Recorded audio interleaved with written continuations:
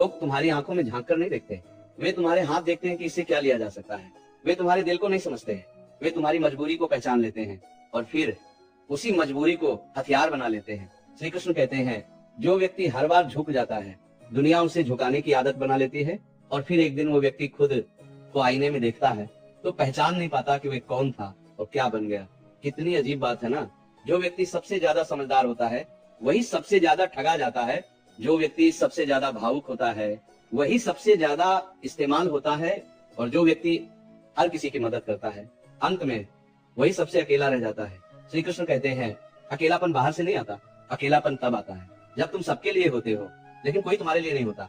इसीलिए आज ये समझ लो, दयालु बनना तुम्हारा स्वभाव हो सकता है लेकिन हर किसी के सामने उसे दिखाना तुम्हारी भूल है।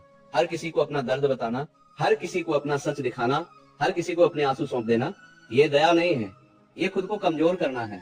दुनिया तुम्हारे आंसू नहीं पहुंचती, दुनिया तुम्हारे आंसुओं से सीखती है कि तुम्हें कैसे तोड़ा जा सकता है।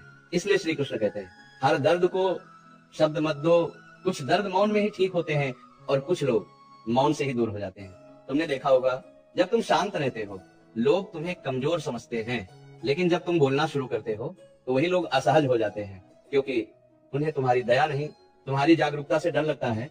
दयालु होना मतलब ये नहीं कि हर किसी को माफ कर दिया जाए। कुछ लोगों को माफ करना उनके गलत व्यवहार को अनुमति देना होता है। और श्री कृष्ण कहते हैं, जो गलत को बार बार स्वीकार करता है वह खुद के साथ अन्याय करता है। आज बहुत लोग ऐसे हैं जो तुम्हारी अच्छाई से नहीं, तुम्हारी चुप्पी से खेलते हैं। वे जानते हैं ये कुछ नहीं बोलेगा, ये सह लेगा, ये छोड़ देगा, और फिर एक दिन वही लोग कहते हैं, ओ तुम तो बदल गए हो। हाँ, बदलना जरूरी था वरना टूट जाना तय था।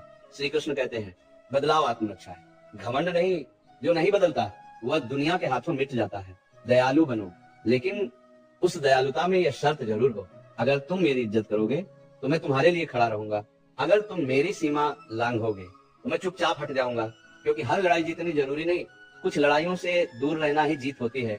याद रखना, जो तुम्हें बार बार दुख देता है वह तुम्हारी दया का हकदार नहीं, और जो तुम्हारी दया को कमजोरी समझता है वह तुम्हारे जीवन में रहने के लायक नहीं। श्री कृष्ण कहते हैं, जीवन बहुत छोटा है।